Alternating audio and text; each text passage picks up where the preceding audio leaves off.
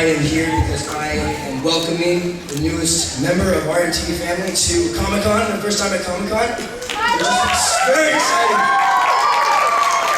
And I'm just very happy for these guys. They're all really sweet people. You're gonna love them. I can't wait to see this panel. And I am also here to show you a never-before-seen clip of the new episode, the third episode. Here it is.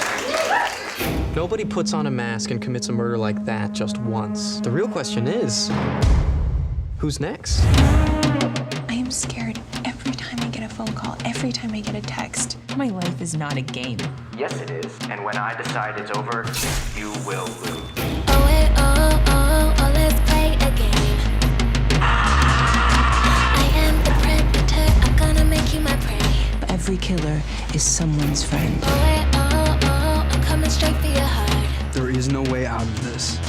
When I get next to you, I'm gonna tear you apart. Everybody's a suspect, including us. Wait, where are you on that list? Duh. I'm making the list. Nice resting creep face. Back at ya. Thank you. I wanna see what happens. Oh, holy Manson family album. It's a genuine killer's lair. Why is your DNA on the inside of the mask? I cannot just keep lying to Emma. Lying to me about what? Emma, this is getting insane. Karma doesn't just happen. Sometimes you have to take it in your own hand. Shit, turn that off! You like Lakewood so far? Yeah. You know, aside from all the murders, it's nice. Get wild, get rough, get loud, baby, take me higher. I'm an animal. I'm going in for the kill. This is all a test, and when I fail, people die. Stop, go hard, get hot, let's start a fire. The killer's here. No, come on! It ends with you. Scream. All new Tuesdays at 10. Let's just watch that for the next 45 minutes. I don't feel super good about this panel.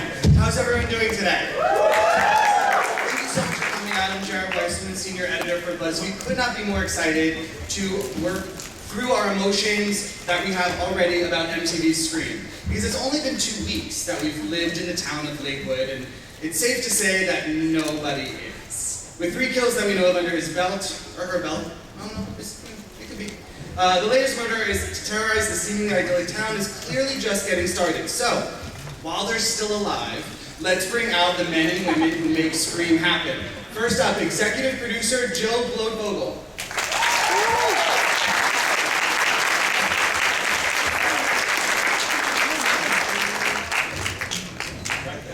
And then we have executive producer Jaime Paglia. She very well could be our final girl, Willa Fitzgerald. So he's new to town, so naturally he's shady as hell, and he's definitely a suspect. That would be Amadeus Serafini. She was the first one to fall, Thorne.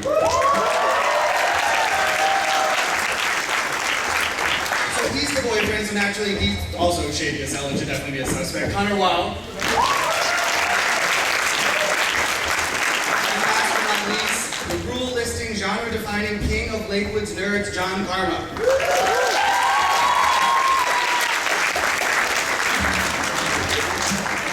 Guys, welcome to Comic-Con. That was a very gripping little trailer we just watched. Let me start with you. You know, one of the great things about the first episode is you started by saying you can't do a slasher movie as a television series, and we see that in episode 1 of a television series that's a slasher movie every week. Can you talk a little bit about sort of knowing what the audience's expectations are when they hear Scream every week, and how you sort of use those to subvert those expectations? Yeah, you know, that line really was sort of the thing that got started for me when I came in and talked to MTV about doing Scream. It just seemed impossible, and so I said, well, let's embrace that and then figure out how it is possible. And for me, it really, it comes down to these characters. And in a movie, you don't really have the time to get to know them as well. Like, especially, you know, a slasher movie. You meet them, they're pretty, they talk nice for 20 minutes, and then they're fodder. But in a TV series, you have time to fall in love and time to watch them fall in love. And that was really the key. Finding the Friday Night Lights of it was really where I started.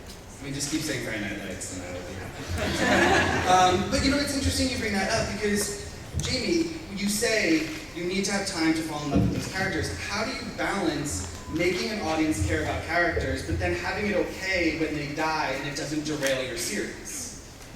It's really hard, actually.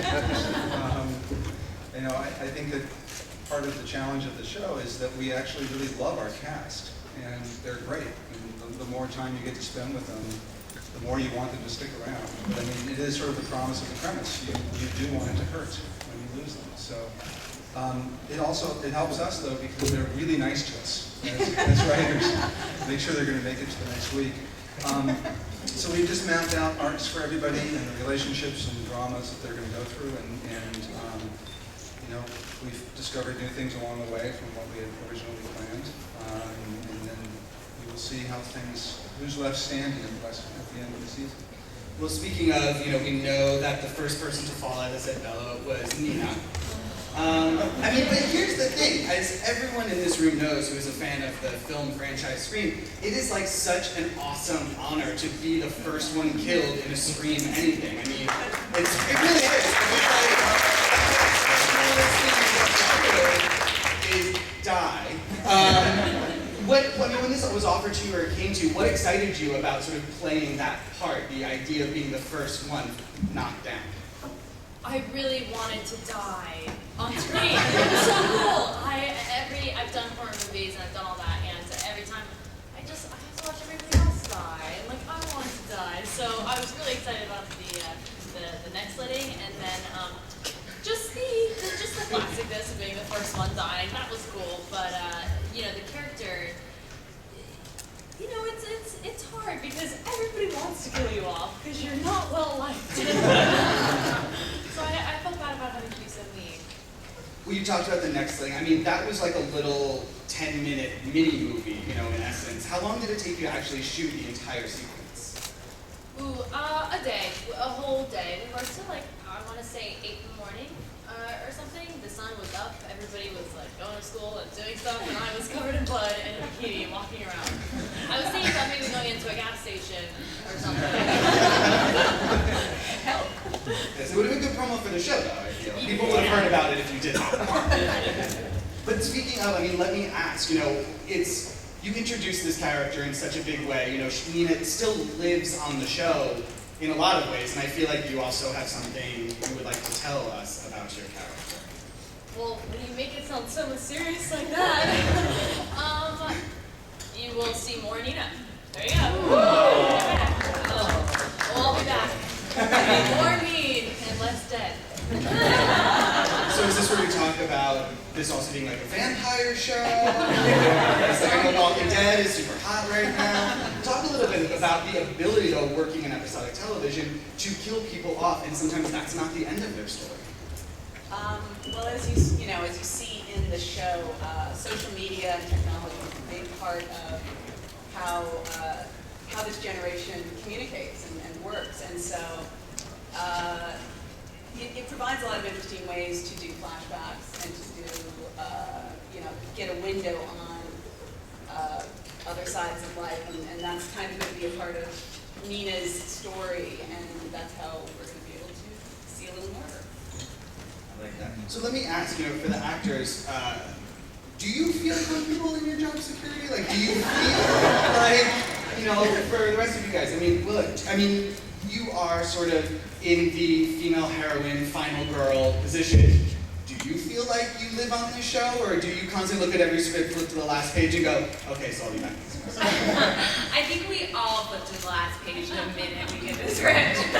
So I think that Jill and Jane have both done a really good job of breaking a lot of the rules of a typical horror film by making this a TV show, and so I don't think I feel entirely safe. I think that even though I might be in the stereotypical final girl role, I don't feel like I have job security totally, completely. I'm still very nice to Jill and Jamie. Guys, what about you? Same boat? Oh yeah, totally. I mean, especially since now, like, this is an audience that like watches Game of Thrones, and so like no one is ever safe ever. And I know that every time we read scripts, we all have a big group text. And we're like, oh God, is everyone okay? Is everyone doing all right? It's intense. It's a lot of fun. Speaking of John, I feel like you need to stand up and show off that shirt you're rocking today.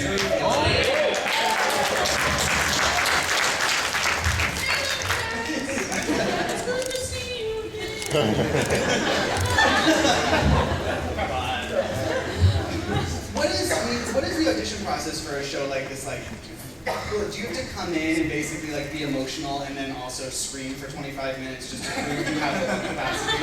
Should it get to that point? You know, maybe they should have tested my lung capacity. I didn't actually have to scream for 25 minutes, though. It was a... But you had to do a fair amount of Yeah, that. since then, maybe 25 minutes total. No, I mean, it was pretty straightforward, actually. It was one of those moments where I really connected with the script. I really connected with the character, and it was kind of an amazing screen test, and that I think we all kind of felt in the room that it was like working and it was good, and it was like really collaborative and exciting, and it was a really fun screen test because I got to do scenes that were, you know, from the pilot actually, with me and Audrey sitting by the pool, trying to kind of rekindle our friendship, and then I also got to do a fake scene, which isn't in the TV show, where I'm being, you know, stalked by the killer and have to like hide in the closet and scream, and you know, like both of those scenes back to back are kind of the fun challenge. So it was challenging, but it was really exciting. Speaking of Audrey, should we take Bex's absence as any indication of anything about the show or her fate on it? Well, I mean, we wish that Bex was here and Tom was here and Carlson was here. It's unfortunate that you know, the production train has to keep on chugging down the tracks, even though we're all here today. So we miss those guys. But I'm not saying that doesn't indicate something, but they could have been here anyway. I mean, you don't know right now whether any of these people might be dead very soon. Everybody close your eyes and raise your hand if you're still alive on the show. Nobody will notice. Everybody in the meeting will close their eyes. So stays like in this convention hall. No one tweet this out. Right.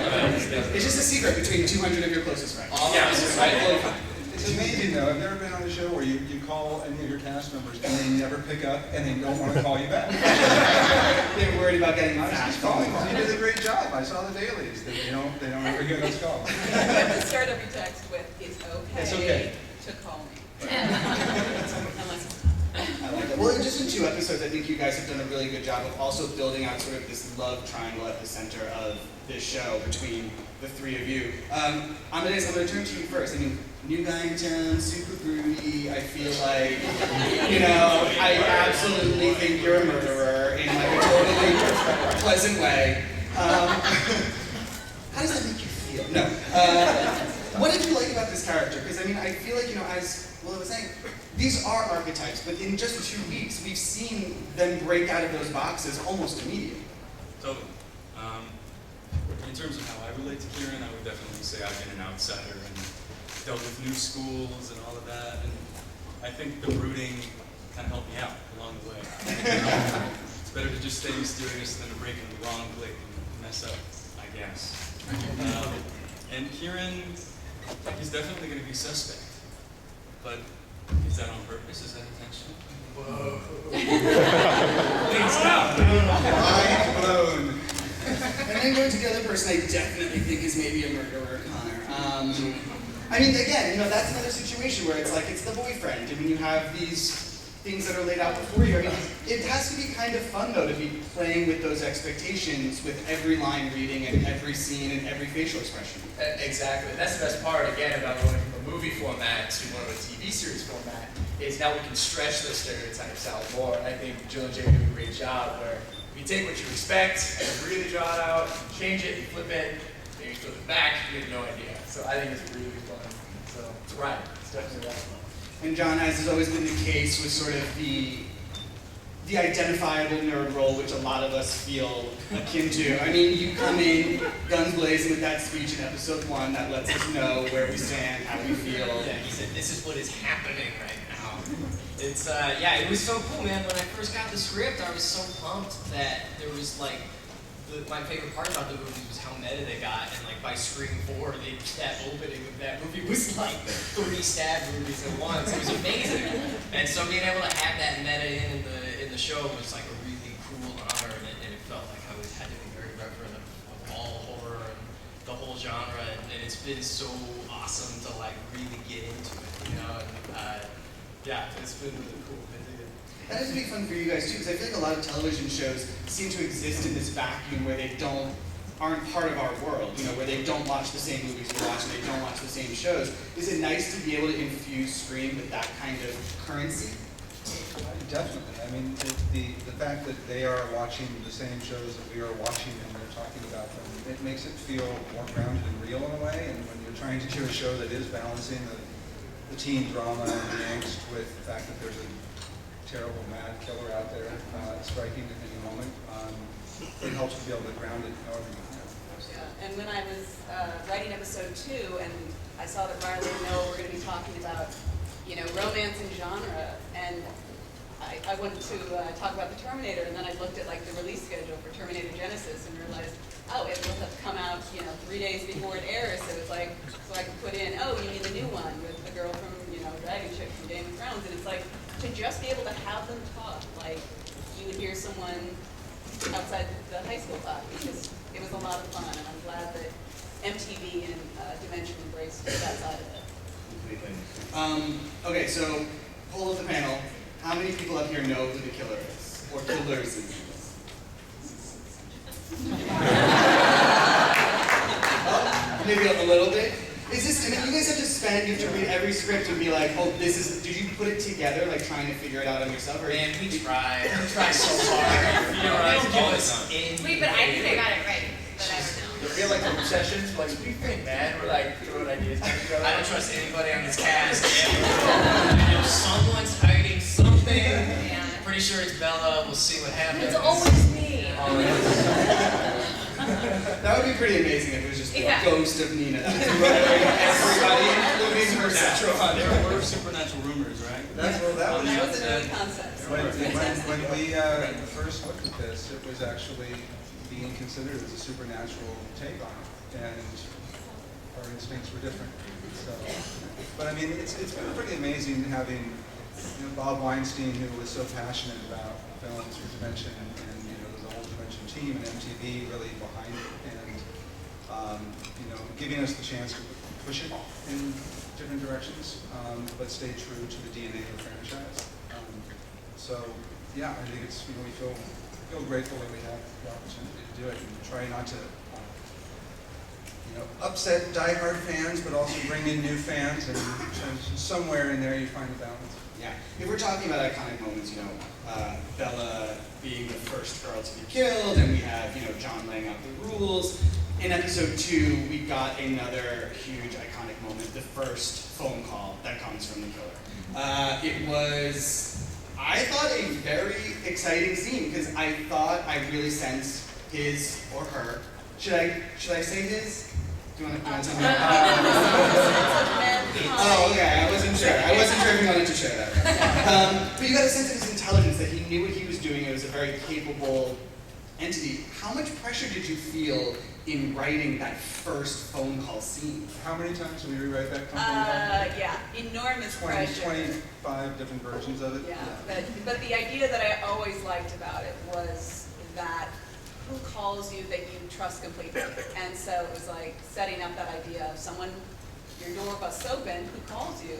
It's the person who's there to keep you safe. And so, there's very few ways. Like, everybody's waiting for the killer to call in this show. So they know it's coming sooner or later. So for me, it's like, I know I probably wasn't fooling anyone, but it was fun to try.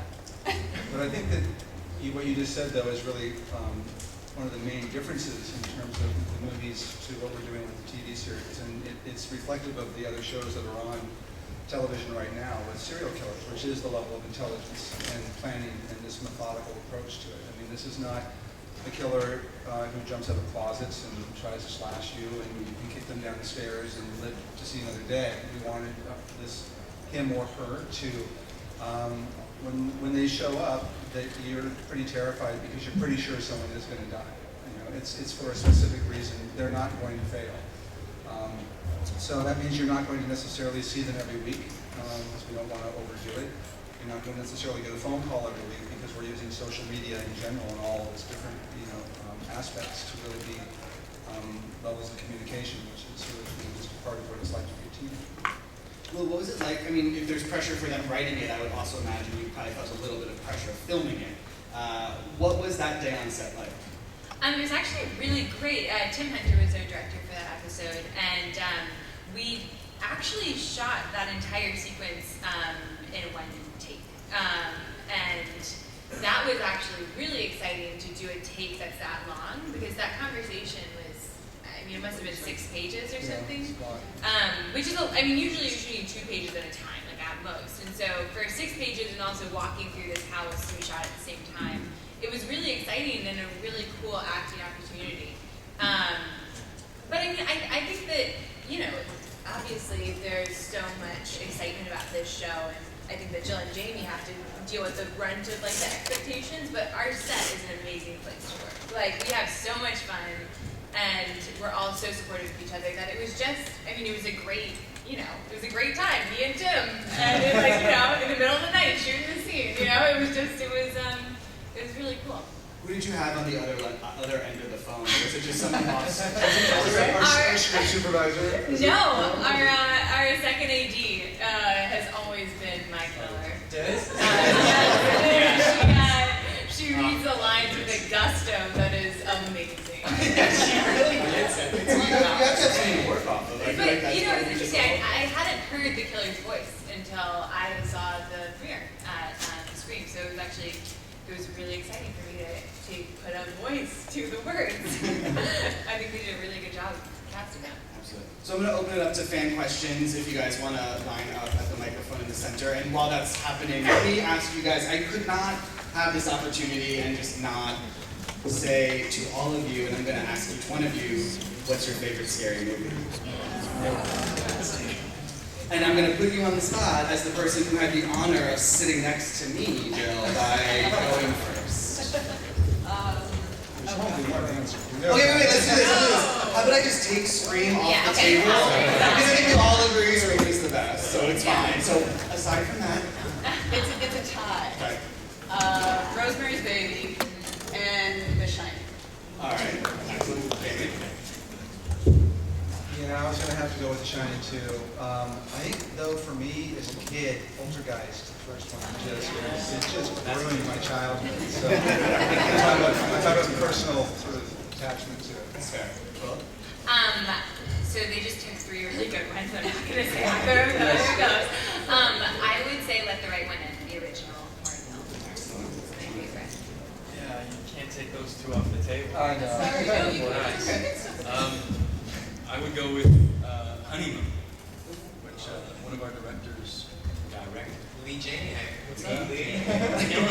Killing it with that one. Check it out. For me, it's a tie. I would say between the Babadook. I don't know if anybody Yeah, saw it. I almost said that. It's a good film, beautifully directed. And also, I would say The Strangers, because not every horror film needs to have blood and boobs and everything else. This is just a horror film that's strictly intense the whole entire time, and that's very cool and different.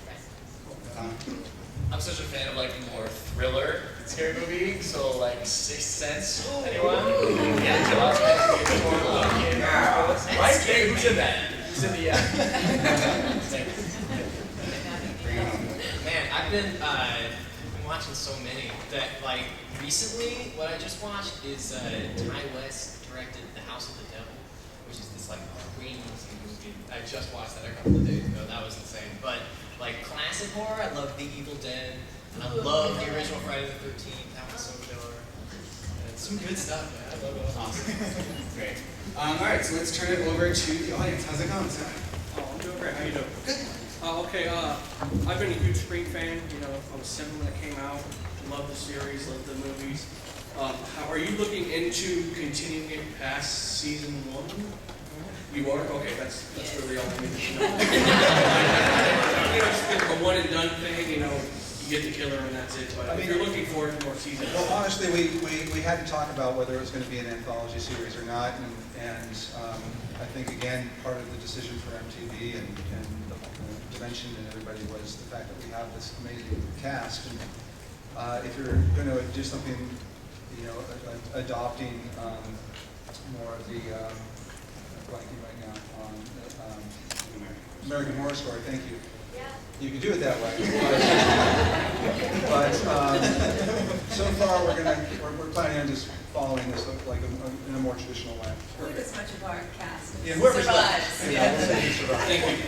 It's an interesting question because did you find that once you started writing it, the idea of serializing it became so much more choice? Because to then like kind of start from scratch with a new cast and establish these people every single year would have to be like seemingly insurmountable.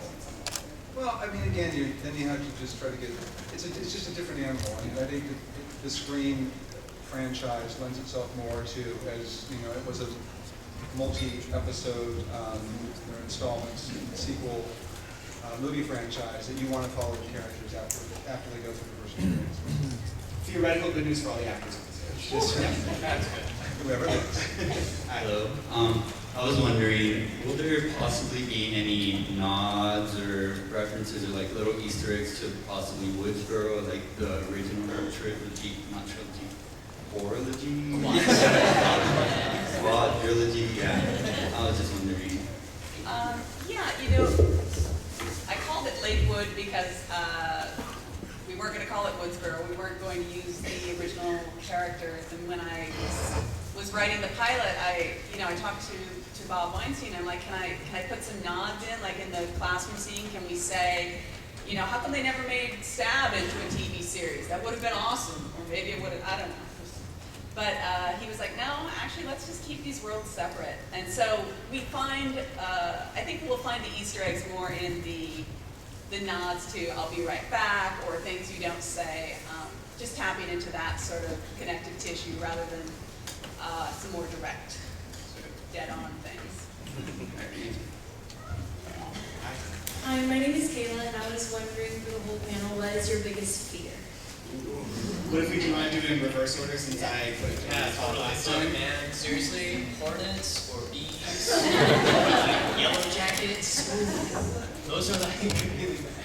They're really freaking me out. Freezing to death? That sounds awful. I heard that's actually the best way to die. Oh, Yeah, you just like fall asleep.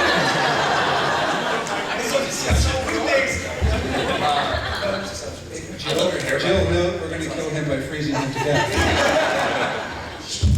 I have a really bad fear of clowns, and I was at Halloween Horror Nights, and this clown came up to me and started snickering in my ear, and obviously that freaked me out, so I started walking faster, and then he started chasing me, and I felt so dumb. I ran into a corner. He chased me into a corner.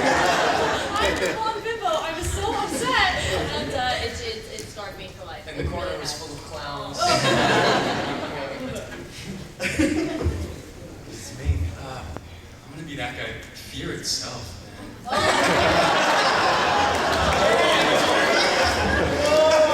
I know who's going to die next. Fear. You're gonna die of fear. Yeah, I'm afraid of spiders. It's pretty standard.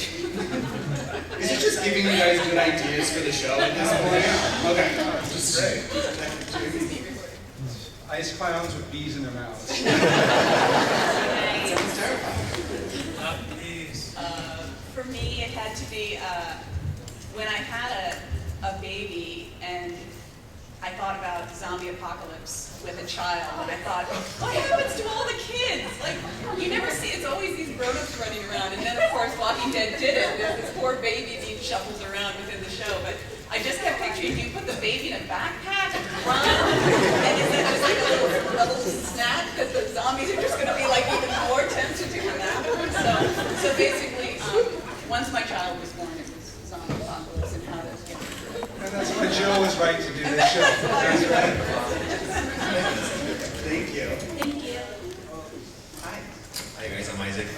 When you guys, this is for the cast, when you guys got the role, did you guys go back to the old movies and watched it? And if you guys did, which one was your favorite screen?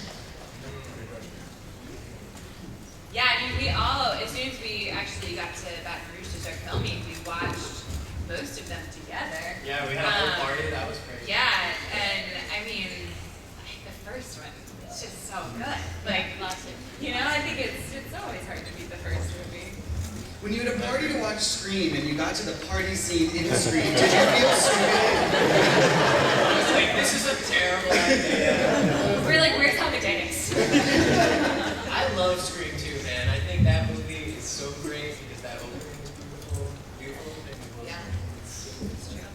What's nice is that our cast had time to hang out together sort of while we were getting in prep, and they were all moving out to Baton Rouge where we filmed together. So they actually got to spend a lot of time bonding as sort of friends and classmates in this weird thing that you do when you make a TV show, and it really comes off on screen. And as you watch the series, I mean, this season, as it goes on, you really just sort of feel the connection they have, which I think grounds people.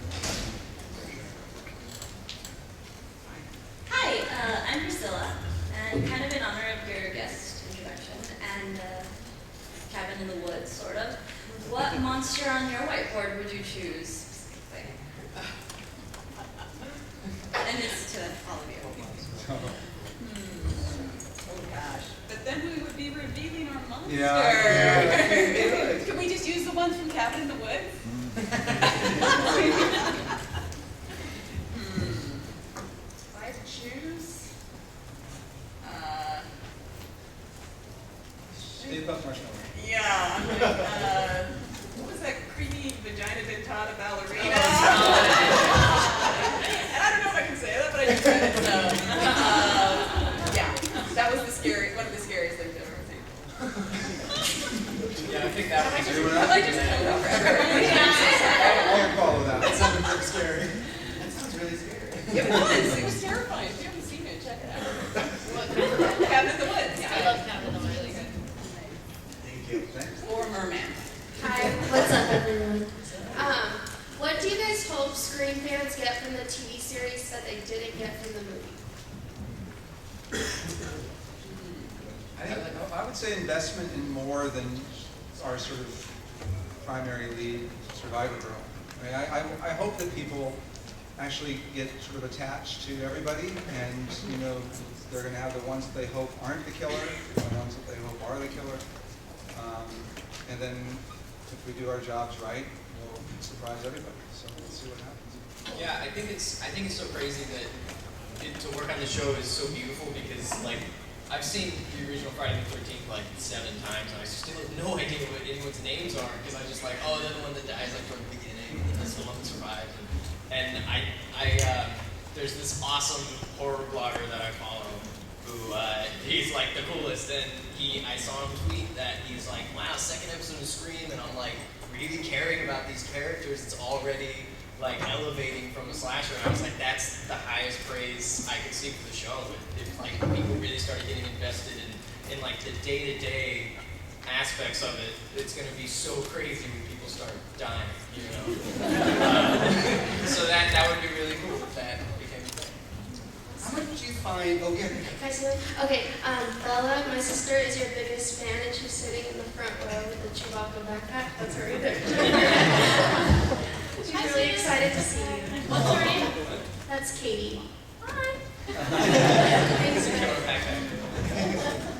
You know, listening to John answer that question, there are clear things that you have in common with Noah. I mean, you're talking about the horror bloggers you follow online, you're talking about, you know, how much do you guys find yourselves, now that you have your cast in place, and you know them well, and you're getting to see them in these roles, do you find yourselves, like, drawing from what they bring to the roles that you had never put on the page? No, absolutely. I mean, they've all brought things to their parts that I couldn't have possibly imagined when I originally wrote them. And the casting process was pretty extensive. It took us almost 6 months to find all the right people for this. And I mean, they've all brought such an incredible, just such an incredible sense of life to these characters. That's why killing them is just so sad. But it's, no, they really have these incredible nuances to them and things you wouldn't expect. Like Carlson Young, who isn't here, has this just really goofy sense of humor, you know, and so when you think of Brooke, who's this sort of looks like this snobby rich bitch, she actually has this wonderful heart and personality, and we're going to get to, you know, we're going to get under the surface of everybody, you know, in a personality sense, before we, you know, do it in other ways. If I can say something, it's really scary. By like the third episode, the script that we got, like we started seeing lines for our characters that we actually would say in real life. Like these people had cameras on us, I swear. What is going on? Don't you see that normal lights? What the heck? It was really cool that like you could incorporate like that. Yeah, I think it's so badass. I just talking about the way Carlson is like, she's got such this amazing goofy sense of humor, and then it starts finding its way into the character. Like my favorite part about this show so far is seeing the way, like, one of my favorite shows is Twin Peaks, and the way that this show kind of takes a lot from it in the sense that like no one is exactly what they seem at face value. And the first couple of episodes are beautiful because you're like, oh okay, this is like their thing, this is their type. And then as the show goes on, it all becomes blurred and switched and transferred, and that's what makes it so cool. And Friday Night Lights, that's pretty cool.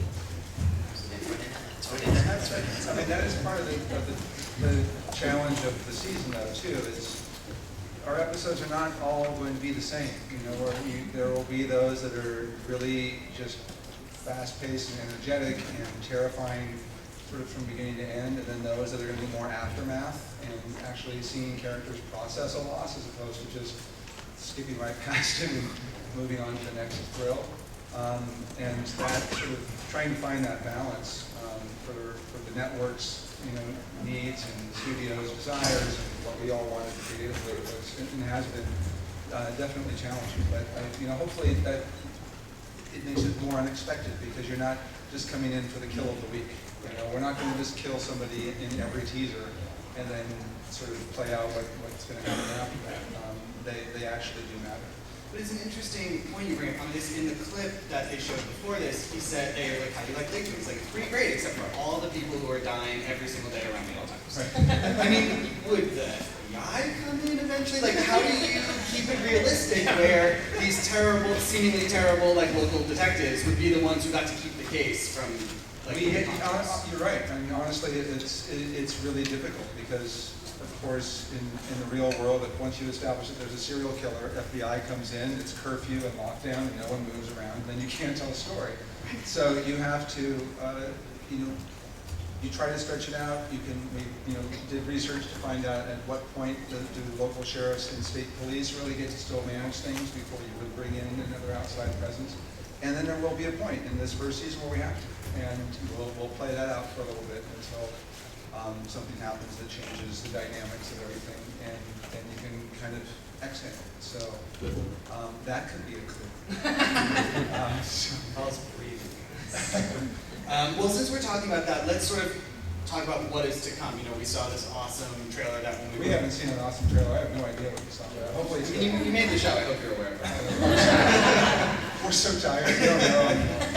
Well, I mean, you know, one of the things we talked about earlier was Bella's character coming back in these ways. Can you say what episode that happened in? It is in an episode. That has yet to air. That has yet to air. But for you, what was exciting about having sort of introduced a character in the first episode and then coming back and getting to play her in a way where we haven't seen her before? If we're seeing it through, you know, YouTube videos or whatever the context is, how cool is it to revisit her after, like, killing her? Well, when they first got the idea, we shot the episode, and they were like, "Oh my gosh, we have to bring it back. We just don't know which way. How are we gonna do it? Do we make it her twin sister comes down? Do we make it this how?" Like, just very interesting ways that they were trying to, you know, put it in there. And I thought the most, like, just the best way to do it is leave her like the real character she was. Like, don't bring her back and like a sister or anything. Just put her in flashbacks. I thought that was really smart, but. I think it'll be fun because hopefully we get to see maybe a nicer side of Nina, please. I love being, I don't love being me all the time. What I love so much about, if I may say so, Bella, what I love so much about that first scene we did is it established you so hardcore in the world, the repercussions of you and like everything that Nina does Snapchat did in high school is felt throughout the show, and it pervades the high school, and it's really cool that like there's this mythos about her character that it will be really fun to see in future episodes, see how like what's true, what's not true. I like that. The creepiest thing is I really love Snapchat. I'm not gonna lie, I'm a big Snapchatter. So, man, when I read that script, it made me want to throw up because it was so creepy. The fact that she's getting Snapchats at the back of her head, even filming it, they were like, okay, now you're literally seeing you as I'm, looking at the phone. And it just was so creepy. It gave the whole set a very creepy vibe. And then we get out there, we're playing music, and I'm eating a cup of noodles while trying to die. It was the best. The show does use technology in a very cool way, though. I feel like, and as we were saying before, if it exists in our world, it would be crazy for them to not Snapchat and to not use Siri in an attempt to die, and it did not help in any way, shape, or form. Why was it, not why, but like how helpful has it been to have that as a plot device? The fact that you can have YouTube uploads being like the inciting incident, and then Snapchat, like Bella was saying, and all of that. It's a double-edged sword. I mean, cell phones really ruined storytelling on television, honestly. It's like, it's impossible to have people not getting instant information all the time, and you always end up with them saying, I can't get a signal, you just, it's like, damn it, I'm in a gray zone, so that part's hard, but it is a lot of fun to be able to have, especially this particular killer, communicate with Emma and potentially others in surprising ways. And that is texting and iMessaging and YouTube and all of our versions of that. What do we have? We've got Hocus Post.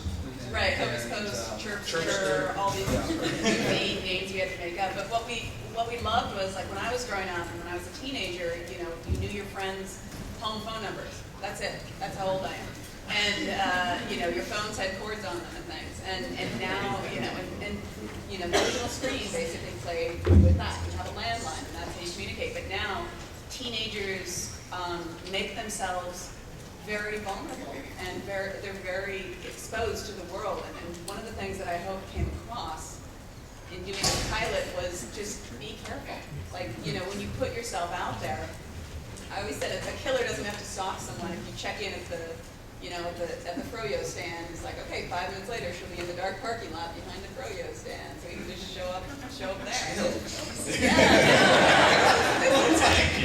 But this is what I want, it's like what I want people to think about. It's like when you do text and tweet and everything. I'm not saying that there's a killer out there stalking you or anything. I'm just saying, just be aware that, it's a big world. And, someone's going to see you tonight walking around town and visit a screen. Yeah, send me a Snapchat 10 minutes later.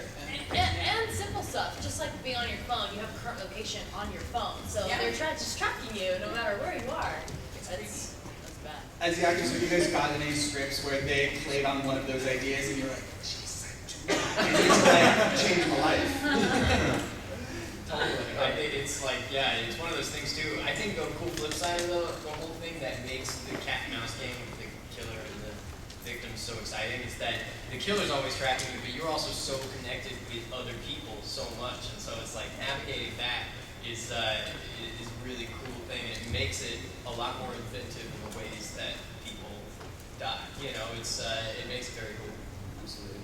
There have been many shows that have played on the idea of, long-term mysteries and things like that, and some have worked and some have not. For you guys, how important are answers in this story? Do you feel like you need to resolve everything by the end of season 1, or are you sort of like, we can give you this bit of the answer and hold the rest of it, for next season?